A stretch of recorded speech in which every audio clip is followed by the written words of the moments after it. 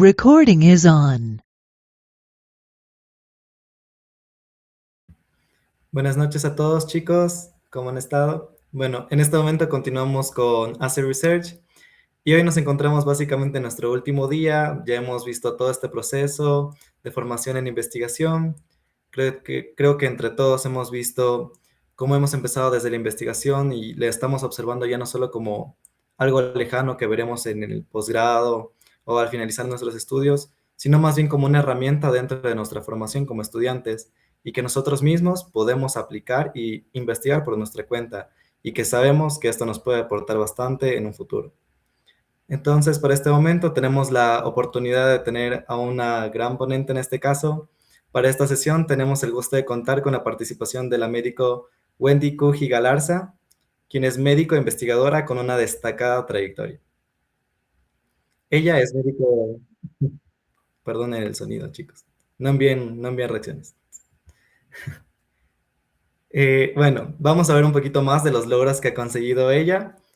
Primero, como todos creo que ya conocen un poquito de ella, ella es médico graduada de la Universidad de Cuenca. Algunos la llegaron a conocer o al menos saben el hito que ha sido ella. Es médico rural del Ministerio de Salud Pública del Ecuador. Ella tiene un diploma en metodología de investigación por la Universidad de los Andes en Venezuela y es revisora de la revista científica estudiantil 2 de diciembre. Aparte, es director internacional del Comité Permanente de Evaluación y Desarrollo Científico, SPDEC, y FELSOCEM. También es investigadora con publicaciones científicas en revistas indexadas internacionalmente. Como ya van a ver, y si llegan a preguntar, ella tiene no sé cuántas investigaciones publicadas. Es ganadora del premio Eugenio Espejo a la mayor producción científica en Pregrado, Ecuador, por lo que les mencionaba. Y también fue ganadora del premio Matilde Hidalgo Navarro por liderazgo femenino en ciencia. Bueno, como vemos, y creo que ya muchos han escuchado bastante de ella, su trayectoria refleja básicamente este impacto de la investigación en la práctica médica y más que todo lo que nos importa a nosotros en nuestra formación.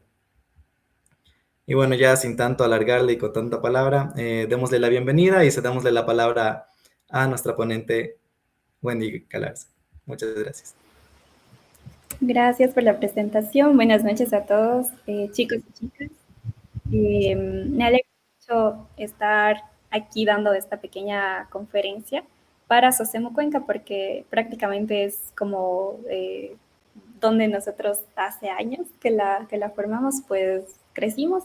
Entonces estoy muy feliz de poder dar esta conferencia para ustedes. Entiendo que la mayoría son de Asocemo Cuenca y me parece que me comentó su presi que pues también hay compañeros o bueno, estudiantes externos de otras SOCEMs, de pronto si hay algún médico igual que le interese investigación, muy feliz de compartir esta noche con ustedes. La ponencia va a ser relativamente corta y más que nada temas un poquito prácticos de cómo yo he presentado pósters y pues si es que ustedes ya han tenido la oportunidad de hacerlo, de pronto aprenden por ahí algún tip extra que no habían escuchado antes o si es que no lo han hecho, van a tener una idea muy general de qué es un póster, cómo lo armamos y cómo se presenta, ¿ya? Entonces voy a compartirles pantalla para que podamos empezar.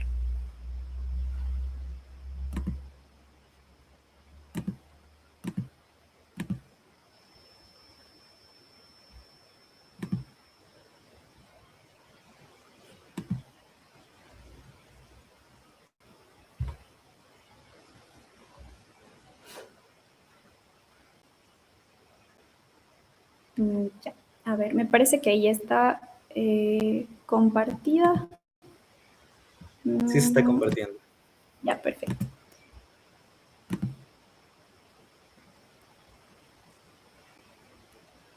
Listo, entonces, presentación de resultados mediante un póster. Primero que es un póster científico, ¿cierto? Como lo que más ustedes han visto, han escuchado o en lo que se centran mucho las ASOCEMs, pues son los artículos científicos, los papers. El póster científico también es una herramienta de comunicación porque recuerden que como científicos, como investigadores, nuestro principal objetivo es comunicar lo que nosotros encontramos, ya sean resultados positivos o resultados negativos. Con negativos me refiero a que nuestra hipótesis pues haya sido rechazada. Entonces, de igual forma es valioso. El póster científico es la herramienta principal con la que nosotros vamos a poder participar en congresos científicos, también pues en algunos simposios, pero principalmente con congresos, ¿ya?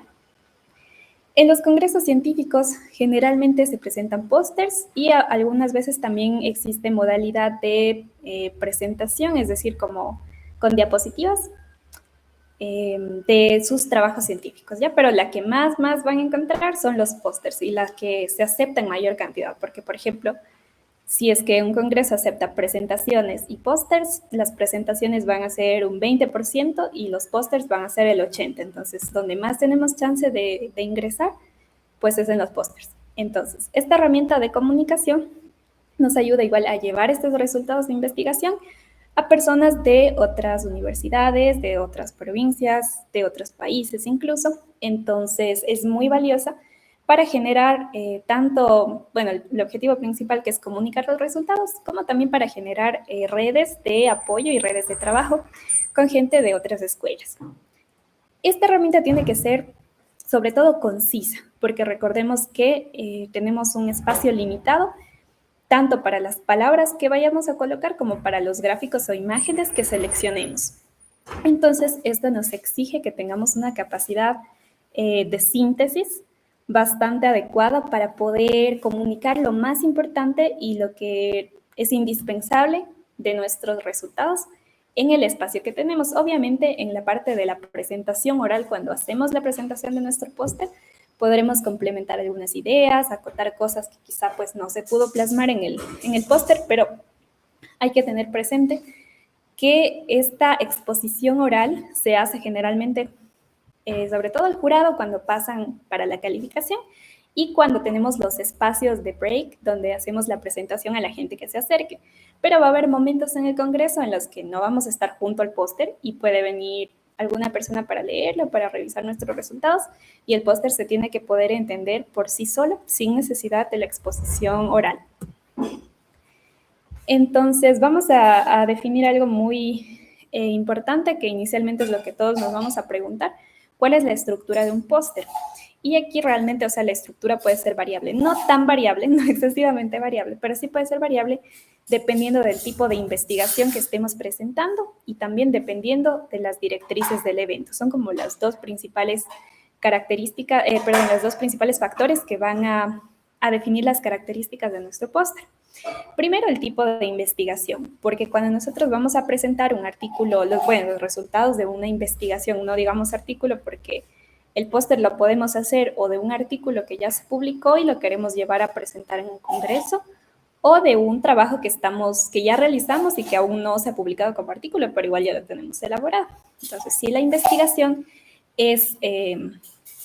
da para un original, es decir, por ejemplo, un estudio de prevalencia, un estudio transversal, entonces lo que podemos hacer, bueno, incluso en la revisión sistemática, generalmente vamos a tener la estructura clásica, que es la IMRD, que ya vamos a mencionar más adelante, pero también podemos llevar, por ejemplo, a los congresos casos clínicos, o sea, reportes de caso.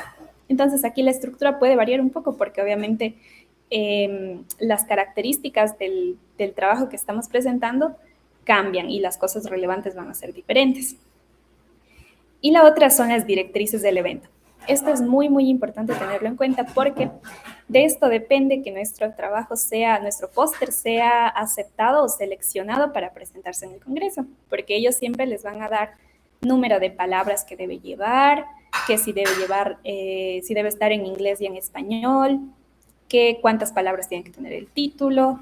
Dependiendo de cada congreso, esto puede variar. También puede que les den, no sé, un porcentaje de palabras para cada parte de la estructura, es decir, un porcentaje para introducción, un porcentaje para metodología y así. ¿Qué otra cosa? También puede ser que un congreso les pidan que tenga discusión, en otro congreso solo les piden conclusiones, entonces hay que estar muy pendientes de eso, ¿ya? ¿Cuál sería la estructura como estándar entonces que generalmente se pide?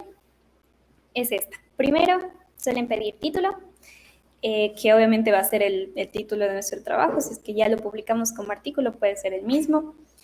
Debajo del título suele venir la parte de los autores y la afiliación de los autores. Eso es muy parecido a cómo uno arma el texto de un artículo, es decir, vamos a poner, por ejemplo, mi nombre científico es Wendy Cuji-Galarza, entonces lo podemos poner así, Wendy Cuji-Galarza, y me pongo arribita con superíndice mi filiación. Entonces, por ejemplo, si tengo 2 filiaciones, pongo 1,2. Y debajo de todos los nombres, una vez que yo acabe, por ejemplo, no sé, somos 3 autores. Entonces yo pongo Wendy Cuji-Galarza, mi superíndice es 1,2, pongo a mi siguiente autor, que digamos, pues es otro compañero de mi misma institución. Entonces le voy a poner las mismas 2 filiaciones, igual le pongo 1,2. Y el tercero, digamos que es de otra institución, tiene otra afiliación, pongo su nombre y pongo arriba en superíndice 3. Debajo de esos nombres vamos a poner ya ahora sí la afiliación. Entonces vamos a poner número 1, por ejemplo, Asociación Científica de Estudiantes de Medicina de la Universidad de Cuenca, Cuenca, Ecuador, la afiliación de ASOCEM Cuenca. Y la afiliación número 2 la voy a poner a la universidad. Entonces, Facultad de Ciencias Médicas, Universidad de Cuenca, Cuenca, Ecuador. Listo, entonces las afiliaciones las colocamos así. Luego nos vamos con la parte de la introducción, que esto generalmente siempre se pide en cualquier tipo de estudio. Luego, objetivos y metodología, que suelen ir juntos, no siempre van redactados así completos, porque ocupa bastante espacio. A veces simplemente se coloca el objetivo general o se coloca como un gráfico para explicar un poco la metodología. Depende mucho ya de su creatividad, de cómo quieran distribuir el espacio. Eso es muy importante, y sobre todo la gente que tiene aptitudes un poco para el tema artístico va a tener más facilidades en elaborar este tipo de material, porque va mucho de la mano con cómo la facilidad de uno distribuir el espacio y las proporciones, ¿ya? Vamos con los resultados después, que aquí generalmente lo que se coloca pues son, depende igual de qué tan extensos sean nuestros resultados. Podrían colocar una tablita, obviamente lo más relevante, podrían colocar también un gráfico. No se recomienda tanto como que poner los resultados de forma narrativa, porque, sobre todo si son muchos números, ¿ya? Porque visualmente es muy pesado, entonces hay que tratar de destacar lo más importante, ¿ya? Los gráficos son súper buenos para esta sección. Luego tenemos las conclusiones o discusión, que esto, como les digo, pues dependerá de las directrices de cada evento, pero pues es la parte final, ¿no? Conclusiones y el contraste con la literatura. Por último, el número 7, que suelen ser las referencias. Esto generalmente sí lo piden. Hay veces en que las referencias las pueden pedir, no sé, como que se coloquen, por ejemplo, 3 referencias, porque a veces si es que ocupamos muchas no se van a poder colocar todas ahí.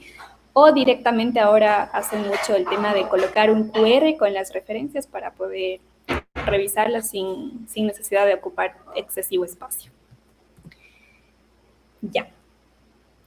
Bueno, lo que les decía aquí, revisar las directrices, por ejemplo, estas fueron las que se publicaron para el Congreso Panamericano de Anatomía, que fue en 2025 en la ciudad de Bucaramanga, Colombia. Yo tuve la oportunidad de asistir, presenté un póster que también les voy a mostrar después, y les quería mostrar pues más o menos cómo se ven la carta de directrices que se suele publicar en la página del Congreso o por los diferentes medios electrónicos que se difunda el evento. Entonces, por ejemplo, aquí nos dice qué tipo de trabajos se aceptan. Pueden elegir proyecto de investigación, que en este caso pues se hace referencia más a una investigación original, los transversales, los típicos de prevalencia, ¿ya? Incluso aquí puede ser una revisión sistemática, un metaanálisis.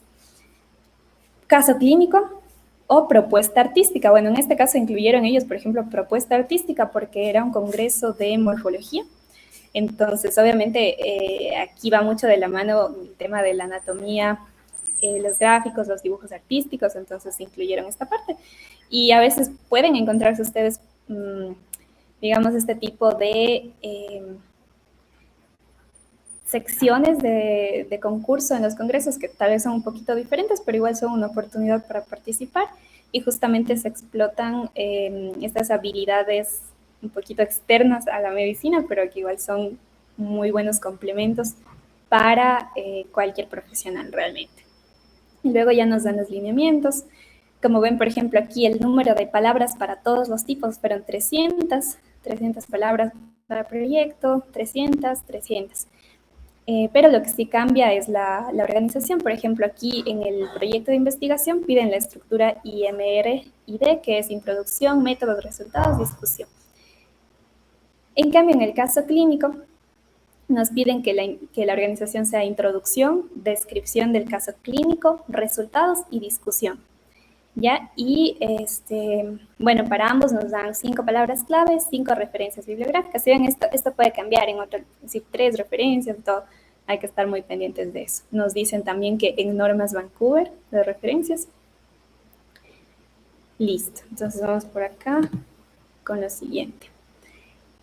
¿Cuáles serían entonces los pasos para hacer nuestro póster cuando queramos participar? Primero, elegir la investigación. Obviamente, si ustedes solo tienen un trabajo hecho, es muy fácil, presentan el que tienen. Si tienen más de uno, pues obviamente vamos a elegir el trabajo que se alinee con la temática del congreso, porque también si uno quiere presentar algo que nada que ver, no lo van a aceptar. Si es un congreso médico general, digamos, a veces sí lo hacen, sobre todo asociaciones estudiantiles, pueden darles tema libre y uno presenta lo que tiene, lo que sea que tenga hecho, lo puede presentar, pero a veces ya son congresos un poquito más especializados o de una temática más reducida, como por ejemplo este que es de morfología. Entonces ya van con temas un poquito más reducidos, ¿no? Entonces también, obviamente, uno siempre busca participar en aquello que más le llama la atención y por ende es más probable que también las investigaciones que tiene o está realizando sean como por esta línea. Entonces, bueno, buscar que se complemente la investigación que yo tengo con el congreso en el que quiero participar. 2, revisar las directrices con mucho cuidado. Esto no me voy a cansar de recordarlo porque también como revisora de revistas y pues también he sido editora en la revista de la Federación Latinoamericana de Sociedades Científicas de Estudiantes de Medicina, la FELSOCEM, que ustedes pues habrán escuchado. La revista de FELSOCEM nos entrenó a muchos estudiantes para hacer las revisiones y demás, y algo en lo que nosotros sabemos que es como el primer criterio de rechazo de un trabajo es que no cumplan las directrices. O sea, el trabajo puede ser muy bueno, pero si no cumple lo básico que uno pide, se rechaza, ni siquiera se revisa. Entonces, esto también siempre puede parecer muy poco importante, pero es muy importante. Vamos a elaborar luego un resumen porque generalmente para uno participar en estos congresos no es que ya de una hace el póster, sino primero le piden un resumen del trabajo. Entonces, ese resumen es el que tiene que convencer al jurado para que te digan, sí, te vamos a aceptar en formato de póster. Realmente ellos no ven el póster hasta el congreso, generalmente. Pueden haber excepciones. Pero sí, lo que uno suele mandar es el resumen. Entonces te dicen un resumen de 300 palabras con esta estructura y con tantas referencias. Entonces eso es lo que uno manda. Y la importancia de elaborar un buen resumen es sobre todo tener como que esa capacidad de evitar frases redundantes, de evitar conectores innecesarios, tratar de ser siempre muy concisos y muy técnicos en lo que estamos escribiendo, ¿ya? Porque sí, el espacio es muy reducido, las palabras son muy reducidas para todo lo que a veces abarca un trabajo y hay que ser muy precisos con eso, ¿ya? También guardar mucho las proporciones, es decir, nosotros sabemos que la introducción y la metodología pues ocuparán, no sé, el 30% entre las dos del espacio y vamos a darle más espacio a los resultados, por ejemplo. Ya, es una proporción que hay que guardar. No nos vamos a mandar la mitad del resumen de introducción y luego abajo 2 líneas de resultados porque obviamente no va a ser lo esperable. 4, seleccionar los gráficos o imágenes médicas esenciales. Esto también depende mucho de la investigación que estén presentando, pero hacer gráficos de calidad, es decir, elaborarlos. Bueno, realmente yo los que he hecho son, algunos los he hecho en Canva a veces, otros los hice una vez un bibliométrico que les voy a mostrar, con una app que es para graficar mapas, por ejemplo. Pero ahorita, que ya está súper en boga el tema de la IA, pues se puede simplemente dar las indicaciones con un buen prompt para que la IA te elabore el gráfico que tú quieras, le puedes poner los resultados y te hace algo súper bonito y estético para el póster.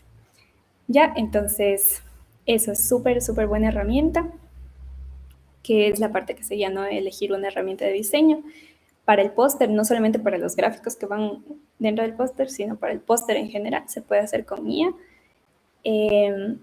Revisión y edición, yo lo que siempre les recomiendo, pues, es que o sea, háganlo un día y déjenlo ahí, al día siguiente vuélvanlo a ver y a veces se van a dar cuenta de que se nos fue algún error, porque en el momento en que estamos haciendo ya nos metemos mucho en el trabajo, estamos cansados y por ahí se nos fue algo y ni nos damos cuenta porque estamos ya 2 horas mirando lo mismo, entonces como que el cerebro omite los errores, la palabra extra que se nos fue, entonces revisarlo luego de un día por lo menos para poder ver realmente cómo quedó. Y 7, ya la preparación para la presentación, que es súper importante también, lo que suele evaluar el jurado realmente. Ya una vez que el póster fue aceptado, obviamente, porque hasta el paso 3 es lo que va a definir que nuestro trabajo ingrese para participar en el congreso. Del 4 en adelante ya es cuando ya nos dicen sí, vas a participar y ya vamos a ponernos en la tarea de armar el póster, de hacerlo bonito, de hacerlo funcional y presentarlo, ¿ya? Listo, entonces, ¿cómo nos vamos a preparar para la presentación? Aquí algunos tips. Primero, obviamente, dominar el tema. Algo que nos puede jugar mucho en contra al momento de hacer una presentación es no tanto que no sepamos, sino el pensar que no sabemos lo suficiente, o sea, estar uno mismo nervioso con lo que va a decir. Por ejemplo, yo les voy a poner un ejemplo muy personal. Yo empecé a dar conferencias desde, me parece que estaba yo por ahí en tercer año de la U, sí, como tercer año, quinto ciclo.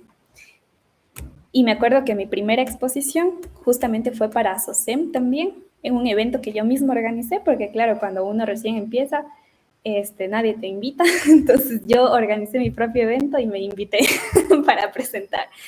¿Listo? Entonces yo presenté un tema súper sencillito que era, me acuerdo, era un congreso de nutrición, entonces yo presenté bioquímica de los nutrientes, me parece, y metabolismo de los carbohidratos. No, perdón, ese era de otro. Bueno, la cosa es que era un tema bastante básico, era el tema introductorio a nutrición. Yo hablé de qué era nutrición, las características de una nutrición adecuada, o sea, así cosas bien básicas. Pero yo tenía mucho miedo, o sea, mucho temor, porque yo decía, yo estoy en tercer año, yo a duras penas he visto 4 pacientes en semiología, yo no tengo experiencia en decir, sí, esto le ayuda a los pacientes, o un paciente con obesidad tiene estos síntomas, o sea, yo decía, es que yo no sé del tema. Entonces, eso es algo que a uno le juega mucho en contra a veces, decir como que no tengo la experiencia para hablar de lo que voy a hablar, pero lo que ayuda mucho es leer un montón. O sea, cuando ustedes hagan su póster, obviamente para hacer una investigación uno tiene que ya leer bastante, pero para presentarla y mandarla a un congreso, como que se duplica esa presión y leer mucho nos ayuda, porque cada vez que a ustedes les surja como que alguna inquietud, algún interrogante, algo que ustedes no entiendan, búsquenlo, o sea, aclárenlo para que no se vayan con esa tensión de que, uy, si me preguntan esto, no voy a saber qué responder, o si es que me preguntan de esto, me voy a quedar en blanco porque no le entiendo bien esta partecita de lo que voy a exponer. Entonces, eso es súper importante. 2, controlar el tiempo. Es bien, bien importante porque también si uno se pasa del tiempo, te restan puntos o directamente te descalifican. Entonces, es muy importante hacer unos ensayos previos tomándonos el tiempo para ver cuánto realmente uno se demora, porque yo he visto que un error súper común es que la gente, o sea, repasa su presentación, pero como uno se apasiona tanto por su trabajo, o sea, uno quiere contar todo, todo lo que hizo, todo lo que encontró, todos los resultados, todos los artículos con los que comparó, y uno se mete mucho en el papel, ¿no? Y es como que, bueno, y buscamos esto y nos basamos en esto y el problema es tal porque en la región donde hicimos el estudio, los antecedentes son estos y a uno se le va el tiempo. Y si tú no te tomaste el tiempo, en la mente uno cree que lo va a decir rápido, pero luego uno se da cuenta que se demora 5 minutos en decir 3 cosas. Entonces tómense el tiempo y vayan viendo qué cosas tienen que omitir porque si no, no van a decir lo importante. ¿Ya? Luego, formularnos posibles preguntas, que va un poquito de la mano con lo de dominar el tema, pero bueno, aquí ya es hacer el ejercicio más consciente porque, pues, digamos, cuando les decía lo de dominar el tema, es que de pronto ustedes están leyendo algo que van a decir y dicen, ay, cierto, pero esta parte no me acuerdo bien, cuál era la clasificación de esta enfermedad que voy a mencionar. Entonces voy y lo busco. Pero formularse posibles preguntas ya es más orientado a sentarse y decir, bueno, a ver, si yo fuera el jurado, ¿yo qué preguntaría? Entonces, ustedes hacen su lista de todas las preguntas que se les vengan a la mente y las responden. Las van respondiendo ese rato que pueden, porque no están frente al jurado. Pueden revisar su mismo trabajo, pueden revisar en internet, pueden preguntarle a la IA, pueden hacer lo que quieran para tener ya como que sus preguntas preparadas y eso también les ayuda mucho a controlar los nervios, ¿ya? Y también preguntarles a sus coautores que ellos también hagan este ejercicio, porque generalmente de los coautores va a haber uno que exponga, entonces los otros también que colaboren, pues planteando preguntas o muéstrenselo a un amigo de la facultad y digan, mira, ¿tú qué opinas? ¿Qué dudas tienes? ¿Qué te gustaría que te aclare? Porque obviamente cuando uno hizo el trabajo, uno tiene muy claro todo, pero cuando lo lee otra persona que no sabe cómo se hizo, que no se empapó en el tema, de pronto va a leer algo y va a decir, pero eso no entiendo qué me quieres decir con eso, o no entiendo bien qué hiciste en esta parte de la metodología. Entonces les van a aportar bastante. Siguiente, aclarar las dudas con tus coautores y mentores. ¿A qué me refiero con coautores? Lo ideal, ustedes saben que en un, digamos, trabajo científico, es que todos los autores participen en todo el trabajo, que todos propongan ideas, que todos hagan la revisión, que todos redacten ya. Pero en la práctica eso no siempre pasa. O sea, en la práctica realmente va a haber una persona que de pronto tuvo la idea, los otros de pronto dicen, sí, me parece bien, o agreguémosle esto, sí, pero ya hubo alguien que tuvo la idea, va a haber alguien que dijo, miren, yo hice la revisión, va a haber otro que es bueno en estadística, va a decir, ya, bueno, yo hago el análisis, otra persona va a redactar la discusión y así. Entonces, o entre dos la discusión y así. Va a haber otro que haga los gráficos, no lo sé.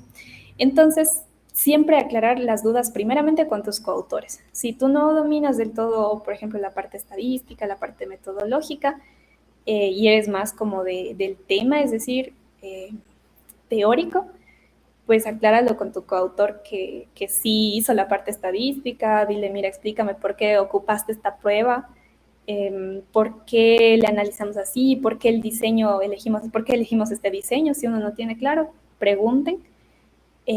La idea es que lleguemos lo más preparados posibles a la presentación y con tus mentores también, porque muchas veces los trabajos los vamos a hacer con algún médico, con algún especialista, que de pronto pudo ser incluso el que nos dio la idea. Entonces, hablar con ellos también. Estas personas a veces no tienen mucho tiempo, pero ya por eso primero hacemos como que la fase inicial de resolver dudas nosotros mismos, luego con los coautores, y ya las que sean como que bien específicas, que uno diga como que esto sí, me gustaría hablarlo con alguien que tenga mucha experiencia, mucho conocimiento, se las pueden hacer a sus mentores y ya bien escogiditas para que el tiempo que tengan con ellos lo aprovechen muy bien con preguntas digamos, bastante valiosas, ¿ok?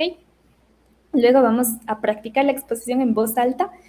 Esto también es muy importante porque el practicarlo solo en la mente a veces también nos puede jugar en contra, Practicarlo en voz alta nos ayuda a aprender a controlar, por ejemplo, el tono de voz, a tratar de mejorar también la dicción, a evitar el uso de muletillas, que muchas veces pueden ser molestas al momento de realizar una presentación oral.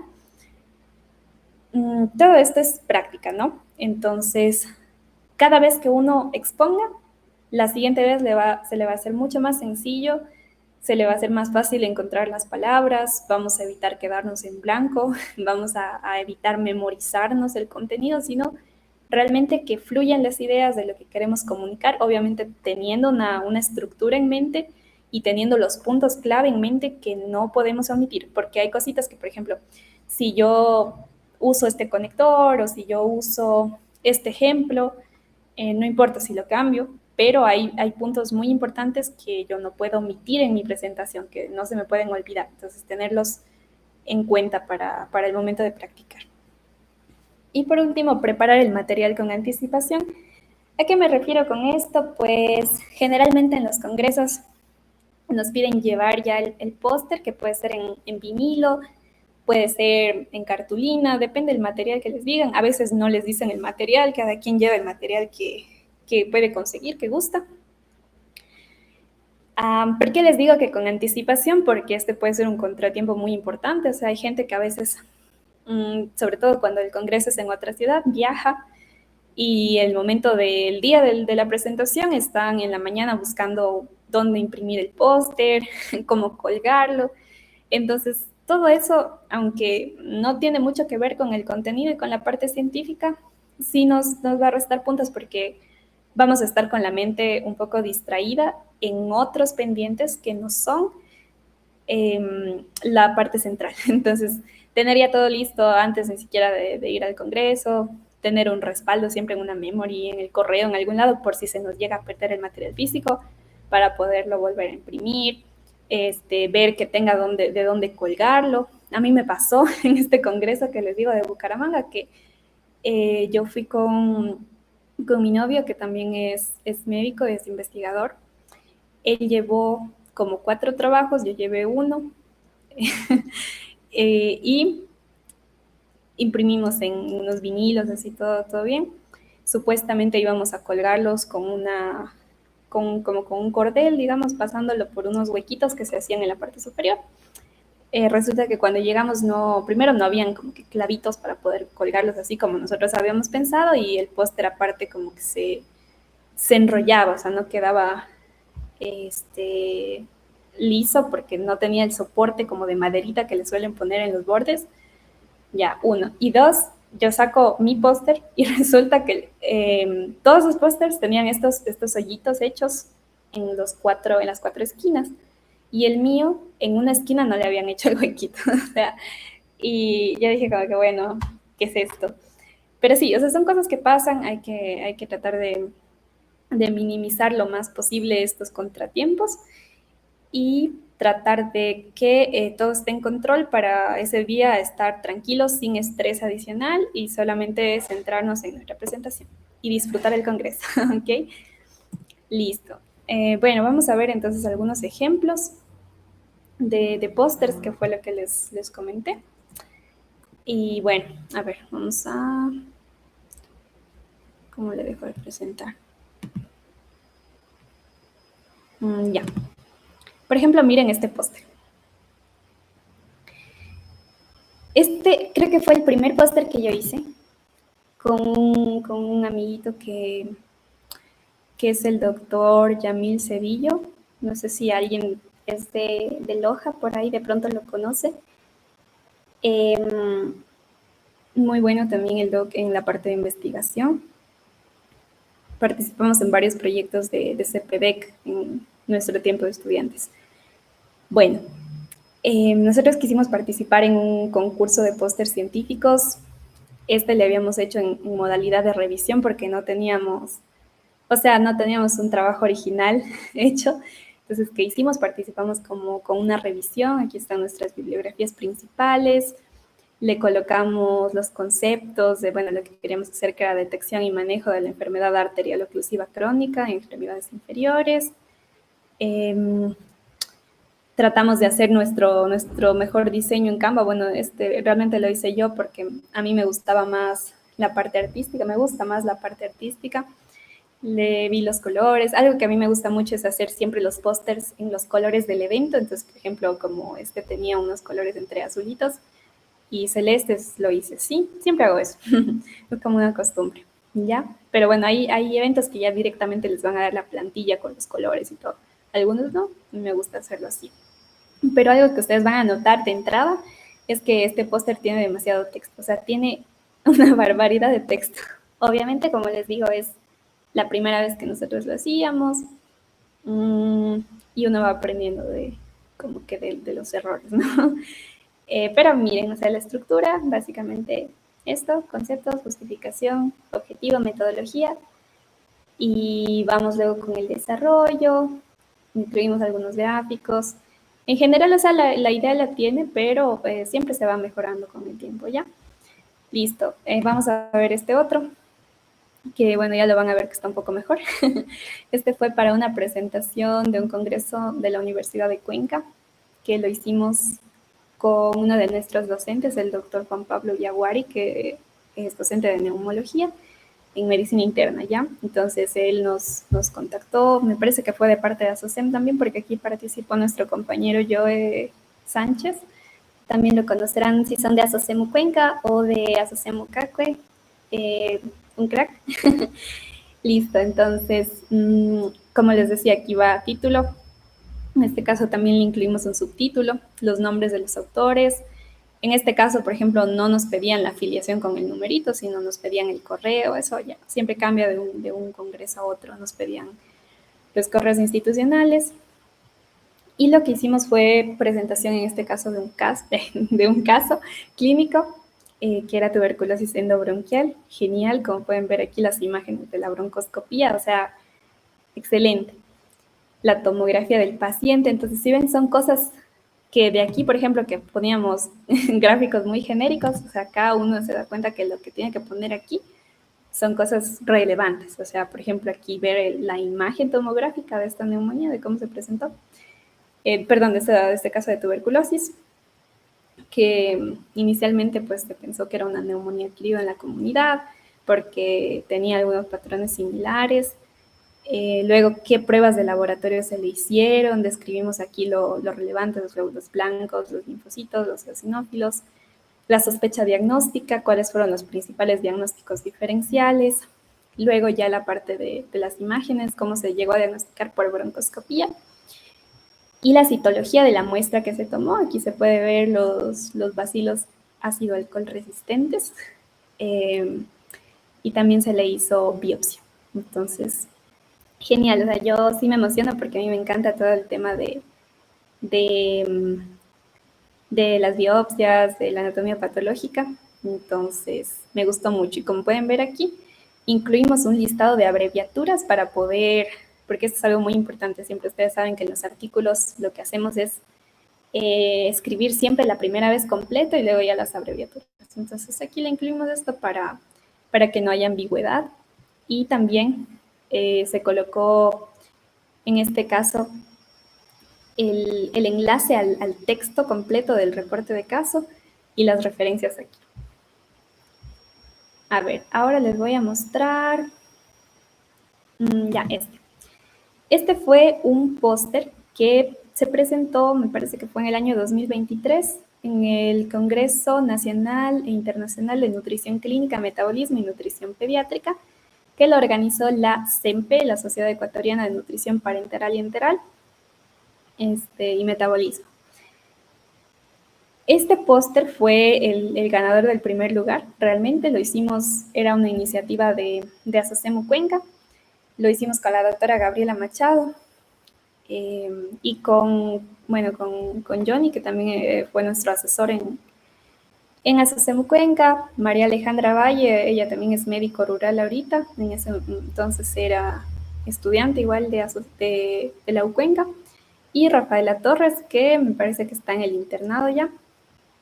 Entonces, miren, aquí sí les poníamos esto, la afiliación con los superíndices, y le dividimos igual, sin introducción. Como ven, son 3 cositas, no nos damos demasiado espacio para esta sección, porque esto generalmente suele ser los antecedentes o algo externo al trabajo, entonces no hay que gastar demasiado tiempo o recursos en esta parte. Por ejemplo, aquí si ven, utilizamos una imagen de Canva, está citada, para evitar pues temas de plagio. Aquí también en los pósters, aunque no es un artículo, son documentos científicos, entonces hay que guardar siempre estas formalidades de citar correctamente y demás. Ya, luego colocamos el objetivo, solamente el objetivo general, la metodología, tipo de estudio, este fue un bibliométrico, como que en un organizador gráfico, las bases de datos que usamos, criterios de inclusión, las consideraciones éticas, que es un apartado que muchas veces no se incluye, pero es bien importante y el jurado lo suele tener muy en cuenta. Y el análisis, ¿cómo se hizo?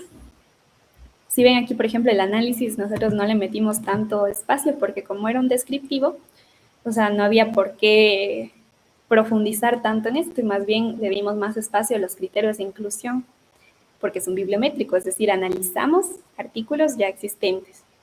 Pero si este hubiese sido un trabajo original, entonces de pronto podíamos ser más concisos en los criterios de inclusión y darle más espacio al análisis, por ejemplo, si es que fue pues ya hasta un modelo analítico, qué pruebas estadísticas usamos, qué variables cruzamos, cuál fue la variable dependiente, cuál fue la independiente, todo eso, ¿ya? Entonces, siempre hay que ir jugando mucho con eso y por eso cada vez que nos preparamos un poquito más en investigación tenemos más el criterio para decidir estas cosas.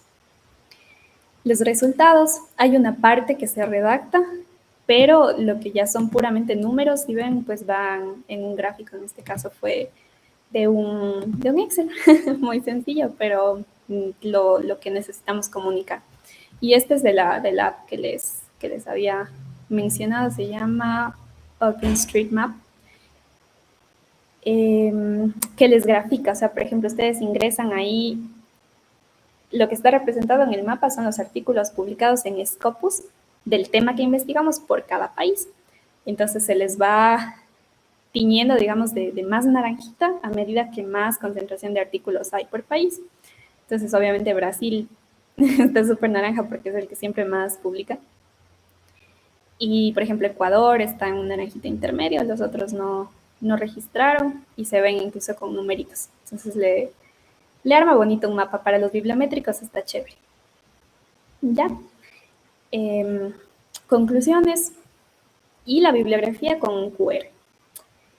Ya el último que les voy a mostrar es justo el del Congreso de Morfología que les mencionaba. Este fue como, bueno, en morfología realmente hay como un poquito de diferencias en cuanto a la metodología de los trabajos que se pueden hacer porque como muchas veces se trabaja con cadáveres o con, no sé, partes de fetos o embriones, no son, o sea, hay una brecha, digamos, en la regulación de estos estudios porque ustedes saben que cuando hacemos un estudio que incluye seres humanos, la parte bioética es muy estricta. Se tiene que aprobar sí o sí por un comité de bioética. Si es que se va a intervenir en los seres humanos con alguna medicación o bueno, con una cirugía, con lo que sea, se requiere una vigilancia incluso mucho más estricta de estos comités, ¿ya? Entonces, y es difícil que se aprueben, entonces es mucho, un problema a veces. Pero como, digamos, la parte de los cadáveres, técnicamente es una persona que ya falleció, y en cambio los embriones o los fetos no son todavía personas al momento de tener el material. Entonces realmente hay como unas brechas en que la bioética no ha normado completamente el tema de cómo se aprueban o no estos estudios, entonces muchas veces fue más sencillo hacerlos. Por ejemplo, es un estudio que lo realizó uno de los mentores de mi novio, que es Johnny, el doctor Jorge Eduardo Duque Parra, que es una eminencia en morfología, sobre todo en la parte de neuro. Entonces, pues él nos contaba que, bueno, en este caso él había hecho una maestría en en anatomía y en una de sus tantas disecciones que hacía, sacó estos resultados. No los había publicado nunca, entonces por eso realmente son inéditos, a pesar de que ya tenían bastante tiempo. Lo hicimos en formato póster y aquí están los resultados. Lo que más colocamos aquí que destaca, sobre todo para un congreso de morfología, pues fueron las imágenes, ¿no? Que como pueden ver aquí tenemos es un estómago. Se me movió. Esófago y los estrechamientos del esófago, que era lo que queríamos mostrar. Acá la mucosa, los pliegues gástricos. Bueno, o sea, realmente tendría que exponerles el tema para que me entiendan cuál era la idea, pero es muy llamativo siempre poner este tipo de gráficos, sobre todo como en este caso el contexto es un congreso de morfología, tomar fotos anatómicas y en este caso también histológicas. Las referencias igual las colocamos y aquí nos pedían que coloquemos los datos del expositor con una fotito y todo. Entonces, bueno, o sea, la experiencia es muy chévere. Yo me acuerdo que, por ejemplo, para este póster, como el congreso fue en Bucaramanga, yo había viajado allá un día antes del congreso, bueno, los 2 días antes, el fin de semana realmente estuvimos conociendo. Es la parte linda de los congresos también, conocer otra ciudad, estuvimos por ahí de paseo y ya como que el día anterior, más o menos, del congreso, ya me puse a practicar la exposición. Ya estaba hecho, pero me puse a practicar la exposición, a hacerme todas estas preguntas. Y un poquito ya el mismo día de lo que tenía la exposición, a la hora del almuerzo, ahí estaba que me repasaba a la hora de irme a comer para tener como las ideas frescas al momento de exponerle al jurado. Y una experiencia súper chévere, es bonito. Uno cuando va a los congresos se da cuenta de que hay trabajos súper locos, súper especializados. Entonces uno no siempre tiene que ir como que con la mentalidad de, ay, es que quiero ganar, sino de realmente ya poder presentar uno su trabajo y decir, primero, tengo una investigación. Segundo, me aceptaron para el congreso. Y sobre todo ustedes como estudiantes, por ejemplo, yo me sentía súper, súper contenta porque sí había muchos estudiantes, pero también había un montón de anatomistas reconocidos exponiendo al lado mío. Entonces yo decía, es un privilegio realmente poder llevar tu trabajo y presentarlo en un congreso. Listo. Entonces con esto en mente, prácticamente estamos terminando la ponencia. Y para finalizar, bueno, esta es una frase que tenía guardada de antes, de cuando salió este documental de Karol G. Soy muy fan del reggaetón. Ella dijo una frase por ahí en ese documental que decía, uno no va a dejar de hacer las cosas porque no está listo, sino que uno se alista para hacer las cosas. Y es realmente eso, porque si uno siempre espera como que, ay, no es el momento, ahorita estoy a full de trabajos de la U, no voy a participar en el congreso, nunca es el momento así hermoso, perfecto, en que uno no tiene nada que hacer y solo va a hacer el póster, pero aprovechen las oportunidades. Cuesta, pero si ustedes la toman van a tener resultados muy chéveres. Entonces, ánimo, si no lo han hecho antes, anímense a participar, si ya lo han hecho, síganlo haciendo. Esta es una fotito de lo que les decía, de este póster de nutrición que lo presentamos en el congreso que fue en el Mall del Río, en Cuenca. Fotito con la Dot Gaby, el certificado del primer lugar.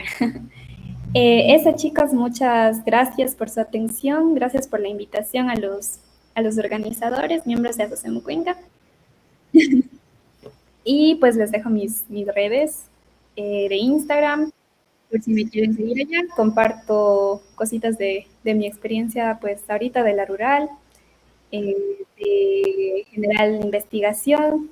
Me gusta mucho compartir todas estas experiencias porque sé que es como algo que a veces motiva a las demás personas a también compartir sus logros, su proceso y a seguir adelante, porque todos tenemos nuestro camino.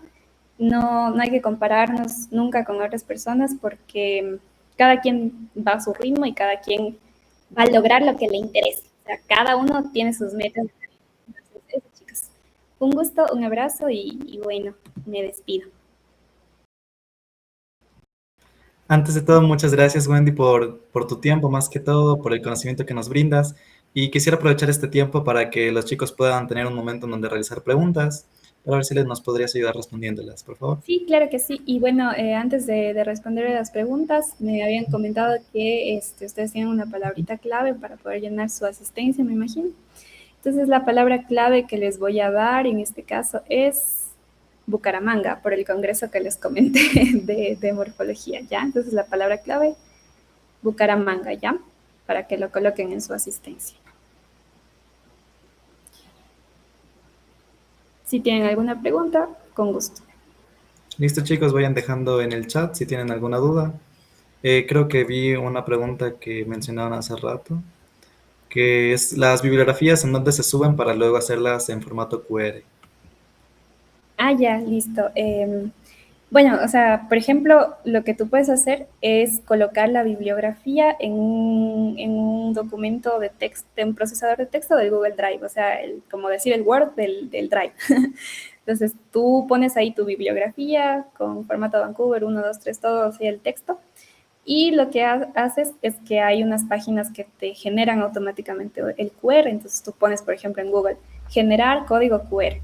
Entonces entras a cualquiera de esas páginas que son gratis y te dicen ingrese su link. Entonces tú copias el link del documento que creaste en Drive, le pones ahí y te genera un QR que cuando tú lo escanees, automáticamente te abre el link de ese documento de Drive que donde está tu bibliografía. Esa es como la forma en la que lo hemos hecho. Debe haber otras, pero esa es una de las que puedes usar.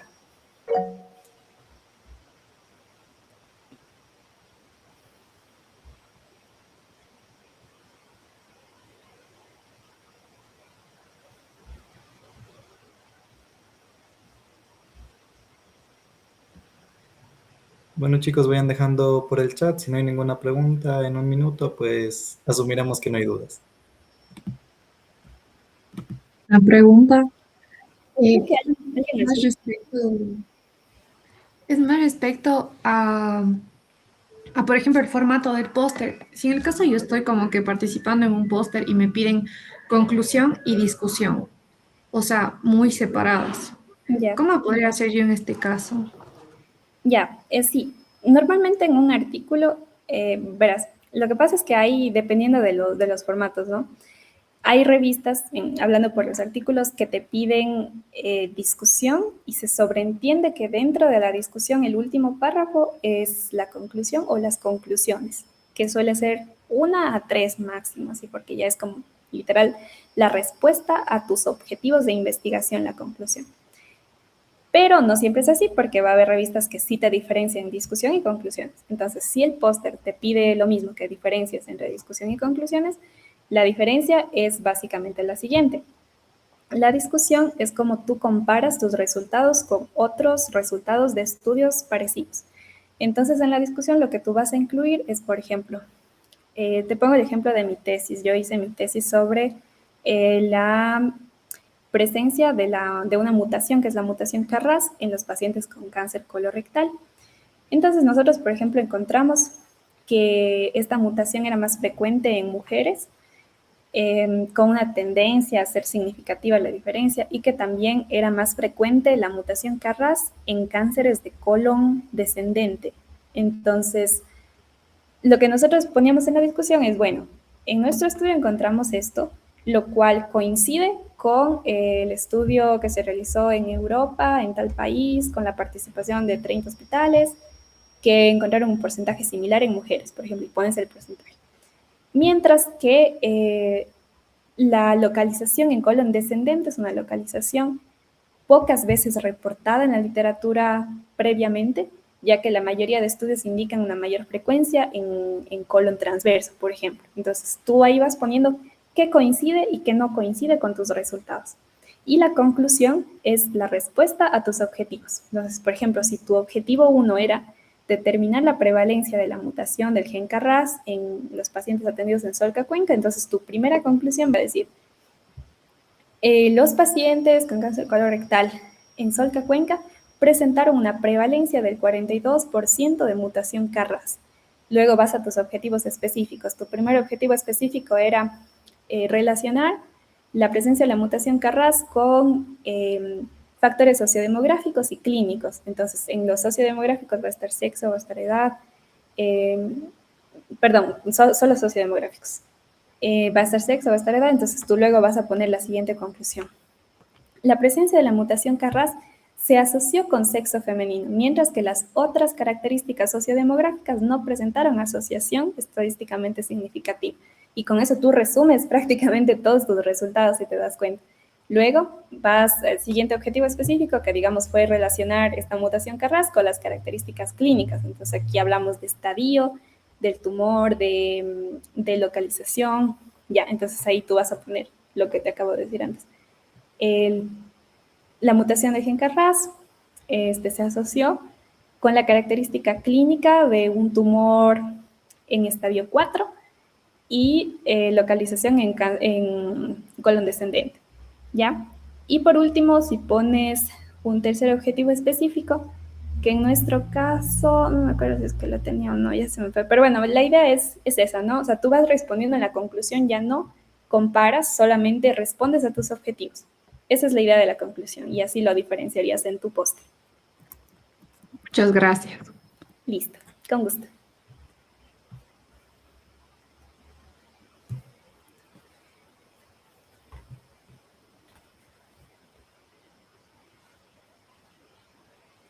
Esperamos un momento más. Igual, si es que en un minuto no hay ninguna otra duda, daremos por finalizada esta parte de la sección.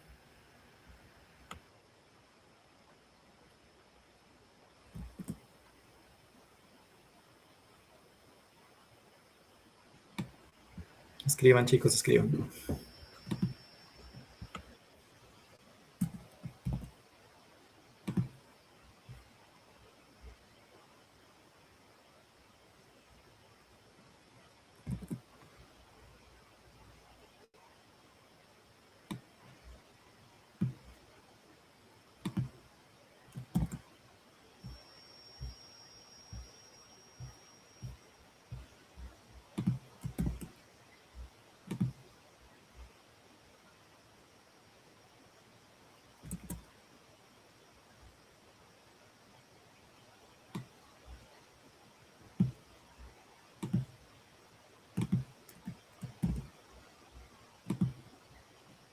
Bueno, chicos, imagino que ya no tienen ninguna duda.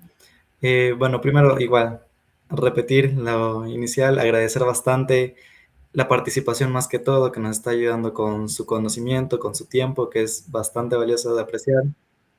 Y queremos también agradecerles a ustedes por toda esta dedicación de estar día a día participando e incluyéndose en estas charlas y formando parte del proyecto. Igual, como ya estamos concluyendo esto, quisiera que apliquen todo el aprendido, que se lleven algo bueno de cada ponencia y que puedan ver si lo pueden practicar ya desde esta formación académica que cada uno está teniendo. Finalmente, quisiera recordarles que la información tanto de ASO Research como información adicional de este evento, todo esto va a estar compartido en las redes sociales, WhatsApp e Instagram. Creo que la mayoría de aquí ya deberían al menos estarlo siguiendo. Y los invitamos a más que todo a mantenerse atentos a cualquier información, tanto de este evento como de siguientes que vayan a ir viniendo. Muchas gracias a todos por su asistencia y que tengan buena noche.